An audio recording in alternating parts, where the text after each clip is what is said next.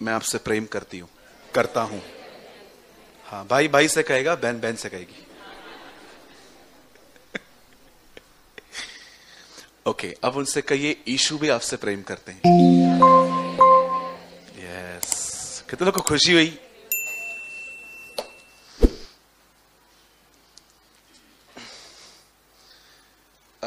ये word actually preaching नहीं करनी है।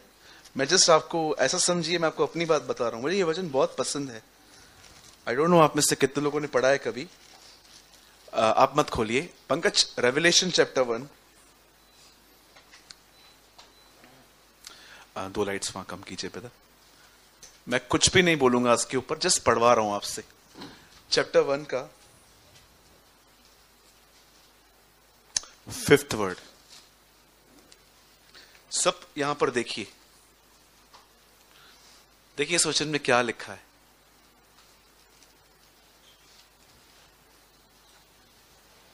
पढ़िए।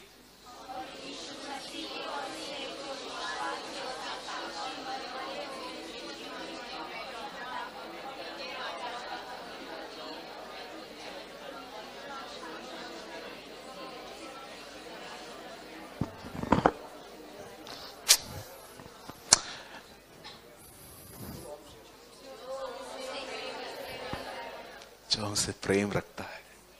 अमेजिंग। रेवलेशन चैप्टर 1 में ये वर्ड है। मुझे इतना अच्छा लगता है ये वर्ड कि कितनी बिग पर्सनालिटी है वो, पृथ्वी के राजाओं का हाकिम। और जानते हो क्या कहती है? वो मुझसे प्रेम करता है।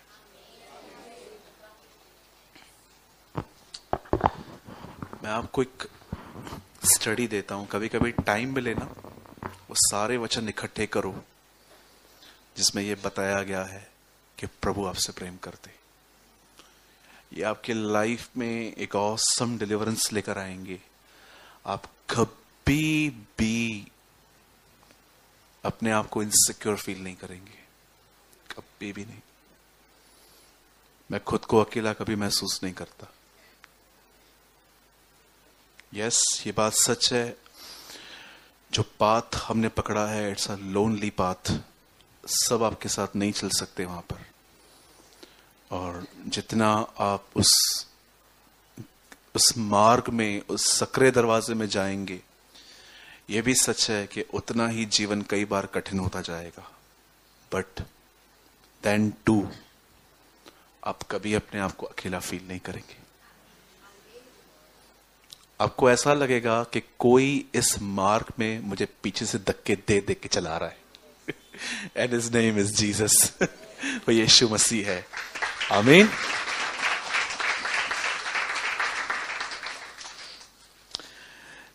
चलिए, मैं आपको पता होगा कि हमने आज के वचन को टाइटल दिया था। बेटा आप यहां आ जाइए। Thank you.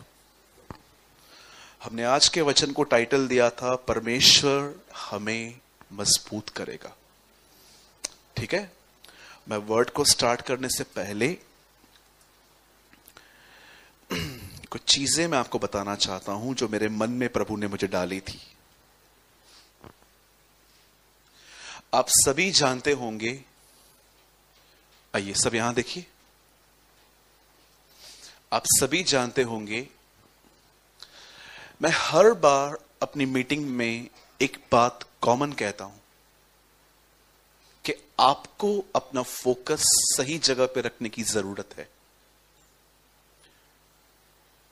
और आज मैं आपको फिर से कहता हूं, अगर आप चाहते हो कि आपकी हेल्थ ठीक रहे, अगर आप चाहते हो कि आप जब मॉर्निंग में उठो तो आपके बदन में एनर्जी हो काम करने के लिए, अगर आप चाहते हो कि आज हर एक से जो वो आपको मिले आप उनसे अच्छा बिहेव करो, तो इन सारी बातों को करने के लिए ये बहुत जरूरी है कि आपका ध्यान सही बातों पे केंद्रित हो। आप इस बात को हमेशा याद रखें। आपको हर दिन जिंदगी जैसे ले जा रही है, आपको वैसे नहीं जाना। आपको सर्टेन थिंग्स डिसाइड करनी है कि मुझे किस तरफ जाना है। एक तरफ वो नकारात्मक हिस्सा है हमारे जीवन का जो पूरा उलट पुलट पड़ा है, लेकिन एक तरफ हमारा परमेश्वर है जो इन सारी बातों का हल निकाल सकता है। मुझे लगता है कि हमें इस तरफ न देखकर हर दिन हमें इस तरफ देखने की जरूरत है। मैं क्यों कहता हूं सदैव आपको कि आपका ध्यान सही बातों पे होना चाहिए, क्योंकि ये याद रखें, आप जिन बातों पर ध्यान देंगे आप उन्हीं की तरह बनते जाएंगे। भजन संहिता एक ऐसी किताब है जो 70% दाऊद ने लिखी, कुछ हिस्सा एजरा ने लिखा, कुछ मूसा ने लिखा, तो कुछ सुलेमान ने लिखा। और आप इस वचन को पढ़ के देखिएगा जहां साम्स में लिखा है, अन्य जातियों की मूर्तियां, उनकी आंखें तो हैं परंतु वे देख नहीं सकती, उनके कान तो हैं लेकिन वो सुन नहीं सकती, उनके मुंह तो है लेकिन वो बोल नहीं सकती। और वहां पर लिखा गया है, और उनके मानने वाले भी उनकी तरह हो जाते हैं। अगर वो लोग उनकी तरफ देखकर उनकी तरह हो जाते हैं, तो आप यीशु की तरह देखकर उसकी तरह क्यों नहीं हो सकते? सोचें, ये बहुत जरूरी है कि आपकी जिंदगी में कुछ बातें ऐसी होंगी जिनको आप तब तक फेस नहीं कर सकते जब तक आप उन्हें नजरअंदाज न करें। शायद आप नहीं समझे होंगे, मैं हमेशा कहता हूं, हमेशा, और मुझे लगता है कि ये मुझे आज भी कहने की जरूरत है। आप जानते होंगे मुंबई में एक मैराथन रेस होती है। जो लोग बॉम्बे से हैं या तो यह सबको पता है, आजकल कुछ लोग कई किलोमीटर्स बॉम्बे घूम के वापस उसी प्लेस पे आते हैं। कभी आपने देखा है रेस के अंदर एक ऐसा व्यक्ति दौड़ रहा है जिसने एक अच्छा ब्लेजर, अच्छा पैंट, 5 पीस और अच्छे जूते पहने हैं पॉइंटेड, और वो भाग रहा है? मैंने कभी नहीं देखा है। सदैव ये लोग ऐसे कपड़े पहनते हैं जो पतले हों। आपने कभी देखा है कि जो स्विमिंग पूल में तैर रहा है वो ब्लेजर पहन के तैर रहा है? हमेशा स्लिम कपड़े पहनते हैं वो। उन्हें पता है कि इसी से दौड़ आसान हो सकती है। आपको पता है कई बार हम नहीं जान पाते क्यों प्रभु में आने के बाद भी हमारा जीवन एक बोझ सा लगता है हमें, क्योंकि आपने अननेसेसरी कुछ चीजों को उठा के ले चल रहे हो आप। और मैं आपको फिर से कहना चाहता हूं, लिसन, आप जानते हो क्यों यहोशू और कालेब को प्रभु ने कहा ये लोग मेरी तरह है? क्या कारण था कि परमेश्वर ने उन सारे लोगों को नकार दिया, लेकिन इन दोनों के लिए कहा कि ये मेरे से मेरे जैसा दिल रखते हैं, इनके अंदर मेरे जैसी स्पिरिट है। एक्चुअली वहां हुआ क्या था, उन्हें एक देश में जाना था और बड़ी दुखद बात यह थी कि उनका लीडर लगभग मरने पर था बेचारा। और आप जानते हो जब वो अंदर जाने पर थे तब बाइबल मुकद्दस बताती है 10 लोगों ने कहा हम नहीं जा सकते, लेकिन इन दोनों ने कहा नहीं हम जाएंगे। और परमेश्वर ने कहा दे आर माई पीपल, क्योंकि ये मेरी तरह, क्योंकि ये मुझे देखकर चलते हैं। एक लाइन जो मैं कह के आज के संदेश को शुरू करना चाहता हूं वो ये है, प्लीज इस बात को समझिए और हो सके तो इस चीज को लिख दीजिए। जिंदगी कुछ चीजों को नजरअंदाज करके ही चलती है। हर चीज में नजर डालना जरूरी नहीं है। चलो सोचो, अगर आप एक ही जगह पे काम करते हो और आप अपने बाजू वाले की सैलरी पूछ रहे हो, तेरे को पगार कितना मिलता है? अभी आप नए हो, आपको मिलता है 10,000 और वो आपसे 5 साल पुराना है, उसे कितना मिलता होगा? आपसे ज्यादा। अब आप उससे पूछ रहे हो आपको पगार कितना मिलता है? अब वो आपको बता रहा है 20,000। मेरे को तो 10 ही बोला है इसने। कभी कभी आप ऐसे क्वेश्चंस लोगों से पूछते हो जिनके उत्तर पाके आप ही परेशान होते हो। अरे आपको क्या करना है? कितना कॉमन सेंस है, जो आपसे पहले होगा उसकी सैलरी तो आपसे ज्यादा ही होगी ना। आपको कितनी सैलरी देते हैं ये लोग? मेरे को 10 देते हैं। अच्छा, आपको 10 देते हैं? मेरे को बोला 5 से स्टार्ट करो, हर साल बढ़ाऊंगा। करते हैं ना, बढ़ाते हैं ना? हाँ बढ़ाते तो हैं, लेकिन बहुत गसते हैं। अब देखो, वापस ईव वाला काम चालू हो गया। फल ऐसा है, फल ऐसा है, फल ऐसा है, फल वैसा है। मुझे समझ में नहीं आता भाई आपका क्या काम है। प्रभु ने एक दृष्टांत में कहा, तेरे को 1 दिनार की बात की थी, ले और निकल। काय को उनके पीछे जाता है तू? कभी कभी आप खुद की परेशानी खुद इनवाइट करते हो। जानते हो कैसे? बोलो बाजू वाले को, नटवर लाल मत बनो।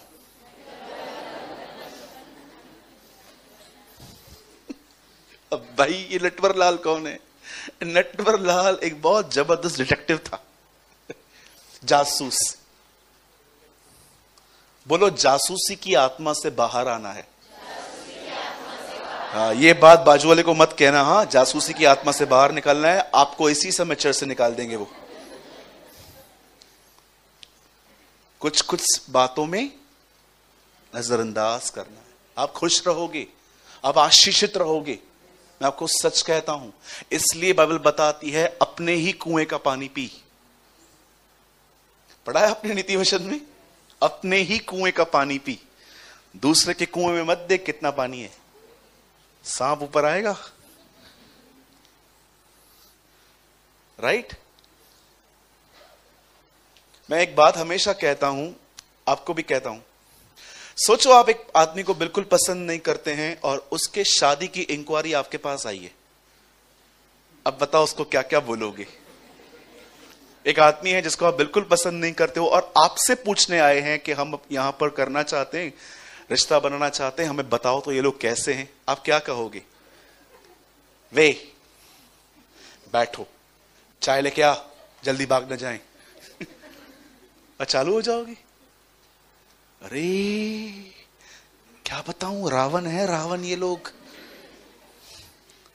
100 रावण मरे ये जन्मे। क्या बोलोगे मुझे बताओ? जब लोग मुझसे इंक्वायरी करने आते तो मैं उनको क्या बोलता हूं? मैं उनको बोलता हूं, सर मुझे नहीं पता है कुछ भी। अरे आप तो बाजू में रहते हो। बाजू में रहते हैं, घर में नहीं रहते उनके। हम क्या बताऊं? सदैव याद रखिए, आप एक ऐसी जनरेशन में रह रहे हो, आप एक ऐसी पीढ़ी में रह रहे हो जहां पर आपसे लोग जानकारी हासिल करके दूसरे के पास उन्हीं बातों में मिर्च मसाला डाल के बताने वाले हैं। वो आपसे कहेंगे कि ऐसी सी बातें हैं, फिर किसी और के जाके मिलके कहेंगे नहीं नहीं इसने तो ऐसा कहा था। मैं अहमदाबाद में एक ऐसी बहन से मिला जिसने मेरे सामने ये बात स्वीकार की कि मैं कई सारे घरों के टूटने का कारण हूं भैया। आपको पता है वो फैमिलीज उसे बद्दुआएं देती हैं दिन रात, एंड उसके बाद वो कभी स्पिरिचुअली ग्रो ही नहीं कर पाई है। जब वो मुझे, एक बहन मुझे मिली जो उसने मेरे सामने ये बातें कही, उसने कहा ब्रदर आप बिलीव करोगे मैं 4-4 घंटे प्रेयर में बैठती हूँ, पर जब मैं दुआ के बाद उठती हूँ ना, मुझे लगता ही नहीं है कि मैंने दुआ की, मुझे लगता है कि मैंने बकबक की है खाली। तब परमेश्वर ने मुझे एक बात वहां पर शो की कि जिन परिवारों को उसने तोड़ा है ना, उनकी बड़ी बद्दुआएं हैं इस पर। आपको पता है यीशु ने कहा श्राप मत दो। क्यों प्रभु? क्या वो लगता है? कोई ऐसा आदमी आ जाता है ना आपके लाइफ में जो आपकी वजह से इतना दुखी हो चुका है, परेशान हो चुका है, अगर ऐसे हृदय से कुछ निकला तो आपको भारी पड़ सकता है। अगर कोई आपको रियली ऐसे बद्दुआ, मतलब आपने उसको इतना परेशान कर दिया है अपने बिहेवियर से, अगर ऐसा आदमी आपको कुछ कह देना, it's danger. Because Jesus preach don't curse, it means curse लगता है। नो डाउट वो जो आपकी अभी जो बच्चे यहां पर बैठे हुए हैं, अगर आपकी मम्मी आपको कहती है झगड़े में, वो श्राप नहीं होते, वो फ्रस्ट्रेशन होती है। एक सच्ची मां कभी अपने बच्चे को कर्स कर ही नहीं सकती। तो बच्चों कभी भी ये मत बोलना मेरी मम्मी मेरे को लाइक नहीं करती। नहीं बेटा, वो देखो करेक्ट करती है एक्चुअली। माँ बाप कभी आपको कर्स नहीं कर सकते, लेकिन कभी कभी ऐसी चीजें होती हैं हमारे लाइफ में। चलिए हम वापस आते हैं। मेरे पीछे कहिए, प्रभु मुझे मेरा ध्यान सही जगहों पे लगाने में मदद कर। ये बहुत जरूरी है। पूरी इज़राइल उन दानवों को देख रही थी। सिर्फ यहोशू और कालेब भी थे जो प्रभु की तरफ देख रहे थे। और उनको पता है वो क्या मैसेज देते? 10 लोगों को बोलते हैं हम जीत सकते हैं, सिर्फ एक काम करो, प्रभु हमसे खुश होना चाहिए, परमेश्वर सिर्फ हमसे प्रसन्न होना चाहिए और ये लोग हमारी रोटी ठहरेंगे। यहां पर चाबी है। छोड़ दो अपने जिंदगी को हर जगह से स्टिच करना, वापस वहां से चीजें फट जाएंगी। अच्छा होगा आप अपने फोकस को बदलें। आपके किसी पर भी ध्यान देने से उनकी जिंदगी नहीं बदलती। एक चीज जो हम सब करते हैं और कर करके थक जाते हैं, वो ये है दूसरों को बदलना। आप किसी को नहीं बदल सकते। यीशु ने कहा बदलना तो छोड़, तू एक सफेद बात को काला भी नहीं कर सकता विदाउट मेहंदी। करके दिखाओ। पढ़ा है आपने ये वचन? तू एक सफेद बाल को काला भी नहीं कर सकता, करके दिखाओ। आप बदलने की बात कर रहे हो, आप अपने आप को नहीं बदल सकते। बाइबल बताती है परमेश्वर ही है जो बदलाव ले आता है। Only the Lord will change, और कोई नहीं बदल सकता। आप बिलीव कर सकते हो एक दिन ये दुनिया खत्म हो जाएगी और हम एक नई दुनिया में रहेंगे जिसका पर प्रभु ने नाम रखा है नया यरूशलेम। वहां पर यूहन्ना कहता है वहां पर दुष्ट आत्माओं के टेम्पटेशंस नहीं है, वो कहता है वहां पर धार्मिकता निवास करेगी। आप जानते हो खुदा ने अपने लोगों के लिए एक ऐसा नगर बनाया है जहां पर टेम्पटेशंस नहीं है, जहां पर धार्मिकता है। इट मींस जैसे आप वहां एंटर करोगे आपको किसी के लिए बुराई नहीं होगी, आप राइचसनेस में रहोगे। आपके अंदर खुद ब खुद परमेश्वर का नेचर ऑपरेट करेगा। ये कौन करेगा? एक दिन परमेश्वर करेगा। इवन आप देखो जीसस ने कितना आने वाले जगत की बात की है। जो तुम यहां बांधोगे, जो तुम यहां खोलोगे, जो छोटी से छोटी आज्ञाओं को मानना सिखाएगा वो कहां महान कहलाया जाएगा? जो मेरा यहां इनकार करेंगे। कितने लोगों ने देखा Jesus preach about coming world. यीशु ने बहुत हद तक उस आने वाले जगत की चर्चा की। सही चीजों पे ध्यान दें।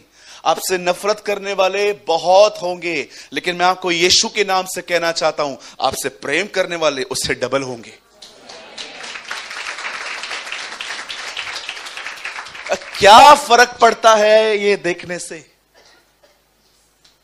किसी ने आपको ये दिखाया, क्या फर्क पड़ता है भाई? मेरे को ऊपर से ऐसा आया है, मेरे परमेश्वर ने मुझे एक्सेप्ट किया है ना, दैट्स इट, बहुत है। पॉल जीवन भर दुख तकलीफों में था और जब भी खुदा के पास जाता था खुदा उससे एक ही बात कहता था, आई एम सफिशिएंट पॉल, मैं काफी हूं तेरे लिए, मेरा अनुग्रह तेरे लिए काफी है। अरे काय को लोगों के अप्रूवल के पीछे भागते हो? क्यों चाहते हो कि सब आपको एक्सेप्ट करें? नहीं हो सकता ये। हर कोई चाहता है कि लोग मुझे थंब दिखाएं, थंब दिखाएं, थंब दिखाएं। अरे नहीं होता ऐसा। कुछ लोग ऐसे आएंगे जो आपको डिसलाइक। अरे मैं आपको बताऊं मेरे लाइफ में कुछ ऐसे भी लोग हैं मैं उनसे कभी मिला भी नहीं हूं फिर भी वो मुझे डिसलाइक करते। फिर क्या हुआ? It's okay. क्या फर्क पड़ता है इससे? छोटी सी जिंदगी है मेरी आपकी, चले जाएंगे उसके बाद। ये लोग 30-40 साल, अरे अनंत तो उसके साथ है, मेरा अनंत तो उसके साथ है। इसीलिए बाइबल बताती है मनुष्यों को नहीं परंतु परमेश्वर को प्रसन्न करने वाले बनो। इधर जितने भी लोग हैं, जो भी रिश्ता हो, कितना चलेगा? 70-80 काजू बादाम खाओगे तो 90। ये सोचा है आपने उसके बाद क्या है? आप लोगों की फिक्र करते हो, बंद कर दो, छोड़ दो। मुझे लगता है बहुत ग्रो करेंगे उस दिन जिस दिन हम इन सारी बातों को क्रूज पे चढ़ा देंगे। अरे आप क्या कहते हो ब्रदर? कोई फर्क ही नहीं समझ में आता। I know I am right with God, that's it. Be right with God. और मैं आपको सच बताऊं, जब आप प्रभु के सामने सही से चलोगे ना, बहुत आपसे नाराज होंगे। बहुत आपसे नाराज होंगे। पहले घर, फिर पड़ोसी, फिर चर्च के लोग। मैंने ये देखा कि प्रभु ने कहा सबसे पहला सुसमाचार यरूशलेम में बताओ, फिर यहूदा में, फिर सामरी में, फिर पृथ्वी के छोर तक। और मैंने देखा है सबसे पहले प्रॉब्लम भी यरूशलेम से आता है, फिर सामरी से आता है, और फिर बाहर से आता है। ठीक है, चलिए एक संदेश अपने बाजू वाले को दीजिए और फिर हम मैसेज स्टार्ट करते हैं। उनको कहिए, लोगों ने आपको नकारा है, फिक्र न करो, प्रभु ने आपको स्वीकारा है।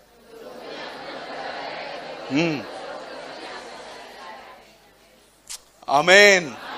कितने लोग बिलीव करते हैं ये? यस, आमीन।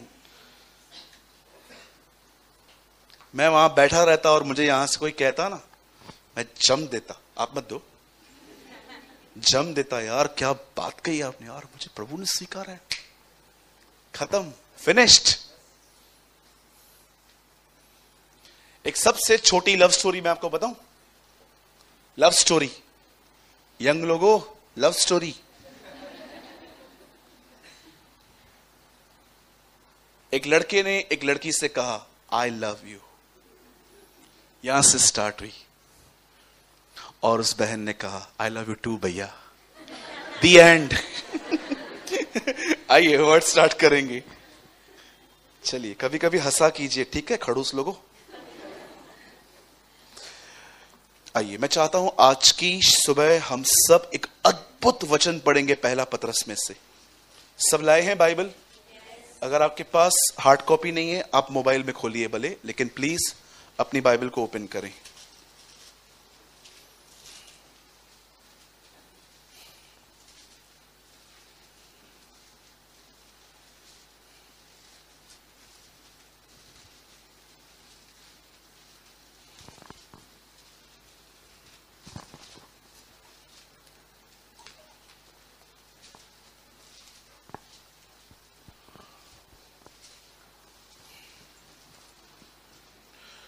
क्षमा करें, आज हम चमत्कार के बारे में कुछ भी नहीं बोलने वाले हैं। अगर आप एक ऐसे व्यक्ति हैं कि आप कुछ प्रभु से पाने के लिए आए हैं, आप मीटिंग के बाद हमसे मिलिए, हम आपके लिए दुआ करेंगे। लेकिन आज का वचन चमत्कार के लिए नहीं है। आज का वचन एक बार फिर से यीशु के जीवन में आने के लिए। ठीक है, कितने लोग एक्साइटेड हैं उसकी लाइफ को सुनने के लिए? A wonderful life of our Lord. आइए, मैं चाहता हूं भाई पंकज आप लगाइए पहला पतरस उसका 5वां अध्याय और उसका 10वां वचन।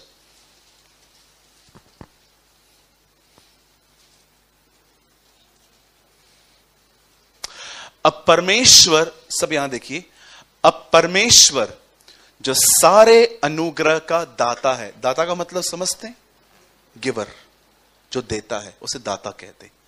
अब परमेश्वर जो सारे अनुग्रह का दाता है, इट मीन्स जो एवरीथिंग, हर चीज जो प्रोवाइड करता है, जिसने तुम्हें मसीह में अपनी अनंत महिमा के लिए बुलाया, तुम्हारे थोड़ी देर तक दुख उठाने के बाद आप ही तुम्हें सिद्ध और स्थिर और बलवंत करेगा। मैं चाहता हूं प्रीचिंग बात में करेंगे, पहले इस वचन के लिए ताली बजाएं।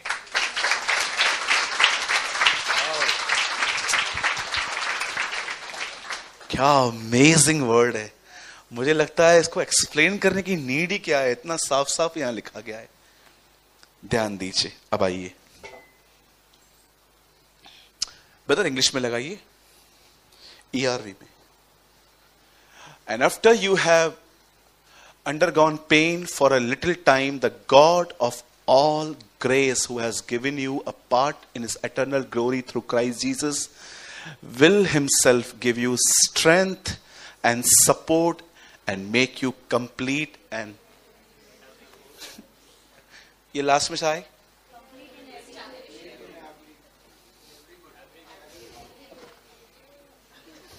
Every good. ओके, बाद में बना लो उसको। ओके, सब अब आइए यहां देखिए। हो सकता है मैं गलत हूं, क्योंकि मैथमेटिक्स बहुत ढीली है मेरी। मैं ट्यूशन लेके भी फेल हुआ हूं, लेकिन मैंने थोड़ी बाइबल की मैथमेटिक्स सीखी है। मैंने पूरे नए नियम के अंदर प्रभु यीशु मसीह के हर चमत्कार को लिखा है, और मैंने देखा कि जीसस के न्यू टेस्टामेंट में कुल मिलाकर 37 मिरेकल्स रिकॉर्ड है।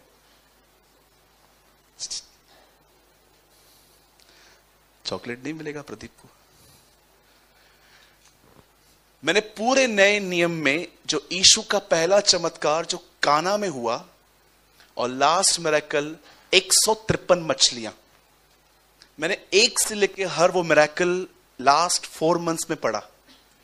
और मैंने देखा कि यीशु ने सबसे पहला चमत्कार किया, उससे पानी को दाखरस में बदला। और इसका अंतिम चमत्कार था कि उसने मछलियां पकड़ के दी, और बाइबल में लिखा गया है कि ये मछलियों की गिनती कितनी है। इन मछलियों की गिनती है 153। इन 37 मिरेकल्स को मैंने पढ़ा, जिसमें प्रभु यीशु मसीह ने बहुत सारे ऐसे काम किए जो एक्चुअली वो उसकी मिनिस्ट्री का एक यूनिक पार्ट था। मैंने कभी अपने लाइफ में नहीं सुना कोई पानी पे चला प्रभु के बाद।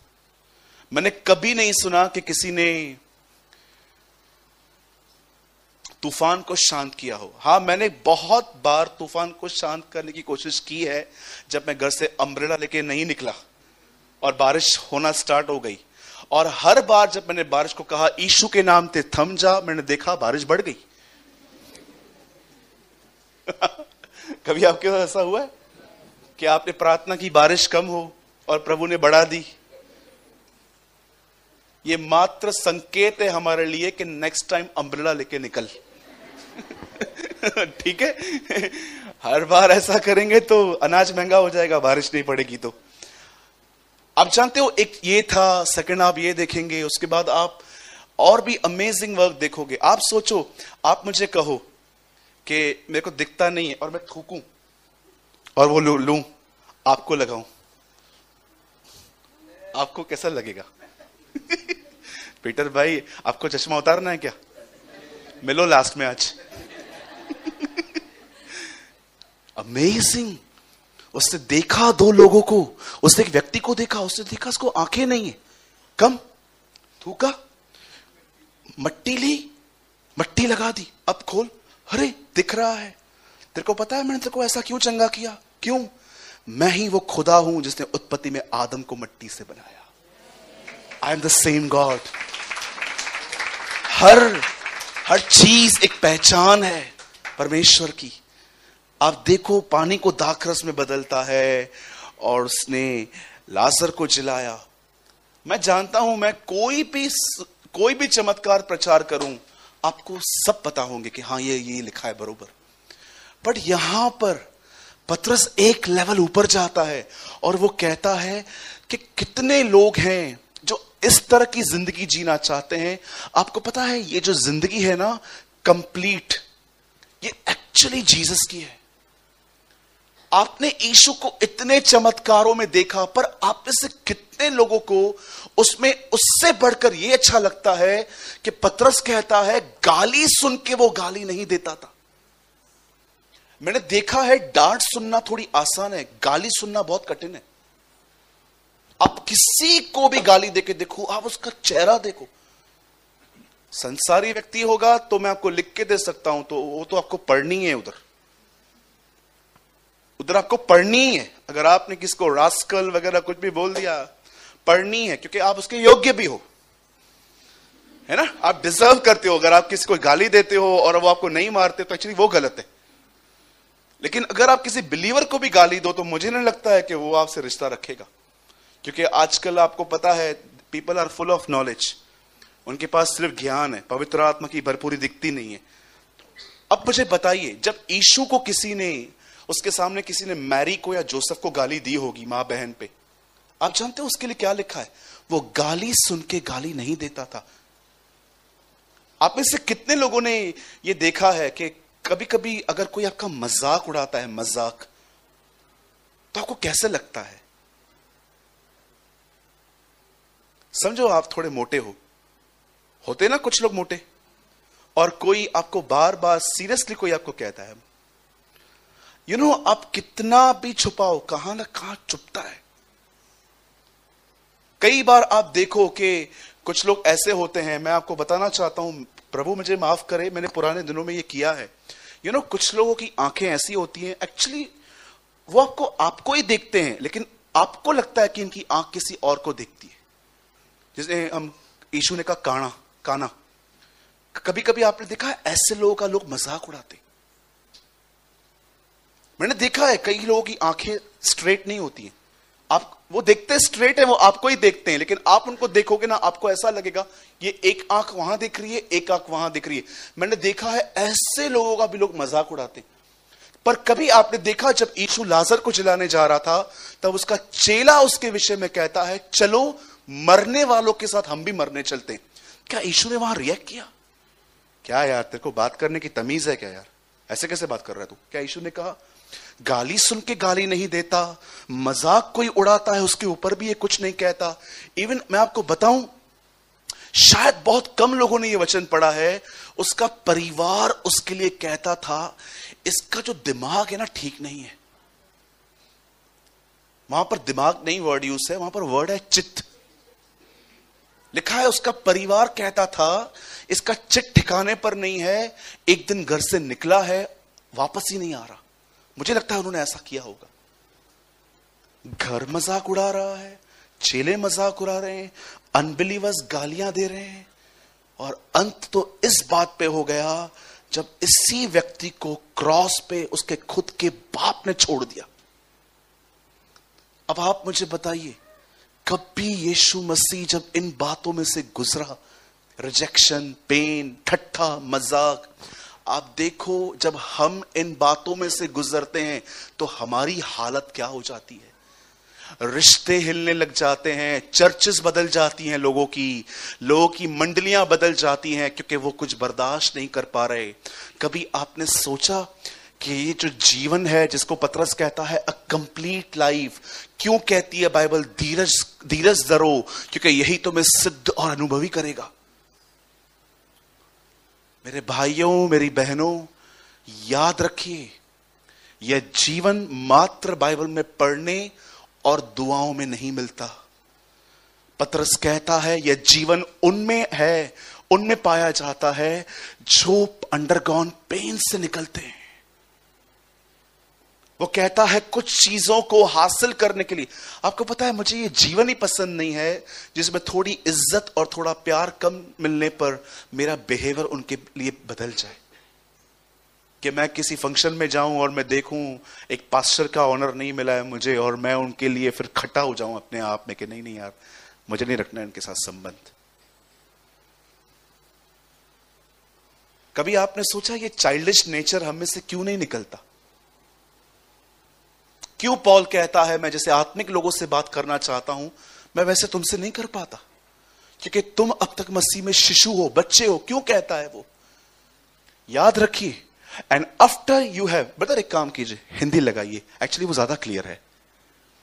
अब परमेश्वर जो सारे अनुग्रह का दाता है, it means he is a giver, वो सब देता है। जिसने तुम्हें मसीह में अपनी अनंत महिमा, तुम्हारे थोड़ी देर तक दुख उठाने के बाद, नॉट पहले, बाद, तुम्हें सिद्ध, स्थिर, बलवंत कर देगा। बहुत सारी चीजें सिर्फ दुआओं में नहीं मिलती। यस, दुआओं में ताकत मिल जाती है सहने की। आइए मैं आपको कुछ समझाना चाहता हूं आज। प्रभु मेरा गवाह है, मैंने इस संदेश के लिए बहुत बहुत खुदा से मांगा था कि प्रभु मुझे एक मैसेज दे मेरे जीवन के लिए, और वो मेरे जीवन में वर्क करने के बाद प्रभु जी मैं वो सेम चर्च को भी दे पाऊं। आप जानते हो एक दिन क्या हुआ? यीशु मसीह के जो पिताजी थे, मतलब जो अर्थली फादर थे, एक्चुअली हम ये भी नहीं कह सकते क्योंकि उसका कोई अर्थली फादर नहीं था, वो मिल्किसिदक की रीति का याजक था। आप जानते होंगे ना, पुराने नियम में मिल्किसिदक के परिवार का जिक्र नहीं है, न जन्म की तारीख न मौत की तारीख, कुछ भी नहीं है। इवन आप बाइबल में पढ़ो तो हर व्यक्ति के लिए कुछ न कुछ लिखा है, ये कहां से पैदा हुआ। लेकिन आप जानते हो मिल्किसिदक का ना कोई बाप ना कोई मां, कुछ भी नहीं, अचानक आया, इब्राहिम को प्रभु भोज देके निकल गया। और बाइबल क्या बताती है, वो मिल्किसिदक की रीति का याजक ठहरा, क्योंकि जीसस की कोई अर्थली फादर मदर नहीं है। यस, ये बात सच है कि प्रभु ने मरियम का इस्तेमाल किया, हम इसके लिए प्रभु को महिमा देते हैं, लेकिन फिर भी हम जानते हैं कि सिर्फ हम उसे मरियम का बेटा नहीं कह सकते। सच तो यह है कि मरियम ने खुदा के बेटे को जन्म दिया, राइट? बाइबल कहती है, वचन में लिखा गया है, यूसुफ जब उनकी एंगेजमेंट हुई, आप जानते होंगे, दोनों के पास एंजल गए। मैं इसको रिपीट नहीं करना चाहता, जल्दी से बता देता हूं।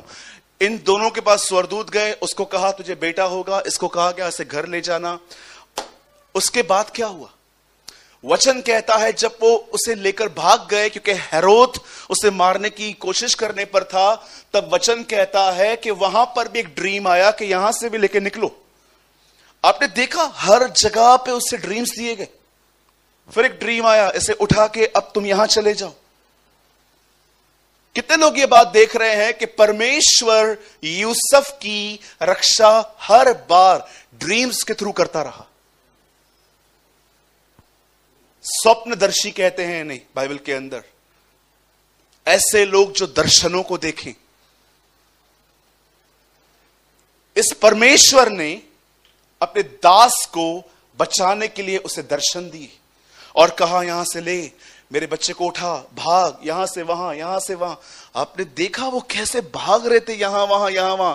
और फाइनली जब उन्हें पता चला कि हेरोद मर गया है, तब परमेश्वर ने कहा अब तू मेरे बेटे को नासरत में, बड़ी बात है ना, पैदा बैतलहम में हुआ लेकिन पाला पोसा नासरत में गया, और सेवकाई तो उसने पूरे इजराइल में की।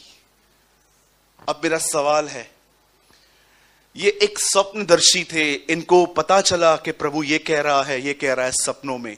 अब मैं आपसे एक सवाल पूछना चाहता हूं, जब इजराइल के लोग परमेश्वर की नजर में गुनहगार थे और प्रभु ने ठान लिया था कि वो इन्हें पनिशमेंट देगा, तब उन दिनों में भी एक व्यक्ति था जिसका नाम था दानियल, और बाइबल कहती है उसमें किसी प्रकार का दोष नहीं था। और जानते हो दानियल भी यूसुफ की तरह दर्शन देखता था। अब मैं आपसे एक सवाल पूछना चाहता हूं, जिस परमेश्वर ने सपनों के द्वारा यूसुफ को बचाया, उसी परमेश्वर ने दानियल को सपना क्यों नहीं दिया कि यहां से भाग जा, क्योंकि एक राजा इन सबको गुलामी में पकड़ने वाला है, तू भी यहां से निकल। मैं जब उस दिन वचन को पढ़ रहा था, मैंने कहा प्रभु, दानियल भी सपने और दर्शन देखता था, यूसुफ भी देखता था, आपने यूसुफ को भगाया एक जगह से दूसरी जगह पे क्योंकि कोई खतरे में, कोई खतरा आ रहा था, लेकिन आपने दानियल को क्यों नहीं बचाया? आप दानियल को कह सकते थे सुन, फॉरेन लैंड में चला जा कुछ टाइम के लिए, कोई आने वाला है, ये सब जो तुम लोग का नगर है फूंका जाने वाला है, खत्म होने वाला है, तू यहां से भाग जा। क्यों परमेश्वर चाहता था कि वो व्यक्ति जो किसी प्रकार से दंड के योग्य नहीं है, वो भी इनके साथ जाए? जानते हैं क्यों? क्यों परमेश्वर ने चाहा कि दानियल भी उन लोगों में जाए जो गुनहगार हैं? मेरे भाइयों, मेरी बहनों, इस बात को सदैव याद रखें, अगर आप परमेश्वर की मर्जी में जिंदगी जीवन बिताने वाले व्यक्ति हो, सदैव याद रखें, प्रभु आपको कहां भी ले जाए, प्रभु आपको कहां भी रखे, देयर इज अ पर्पस। वो कभी आपके इस अर्थली लाइफ को इस तरह वेस्ट नहीं कर सकता कि आप बगोड़ों की तरह यहां वहां फिरो। मैं आपको फिर से कहना चाहता हूं, अगर आप एक ऐसे व्यक्ति हैं जो परमेश्वर की मर्जी में जिंदगी जीते हैं, प्रभु के साथ चलना आपका लक्ष्य है, आप प्रभु से प्रेम करने वाले व्यक्ति हैं, आप बिलीव करो परमेश्वर आपके जीवन में जो कुछ भी होने दे, परमेश्वर का उसके ऊपर कोई पर्पस है। देयर इज अ पर्पस जो अब समझ में नहीं आएगा, कुछ समय होगा। वह परमेश्वर जो यूसुफ का भी परमेश्वर है, दानियल का भी परमेश्वर है। वो देख रहा है कि यूसुफ और यीशु पर एक परीक्षा आने वाली है, वो इन्हें दर्शन देकर कहता है यहां से भागो। लेकिन वही खुदा जब देख रहा है कि दानियल के ऊपर भी परीक्षा आ रही है, वो उसे कोई दर्शन नहीं देता। वो चाहता है कि ये उस माहौल में पहुंचे जहां पर उसको सफर करना पड़े।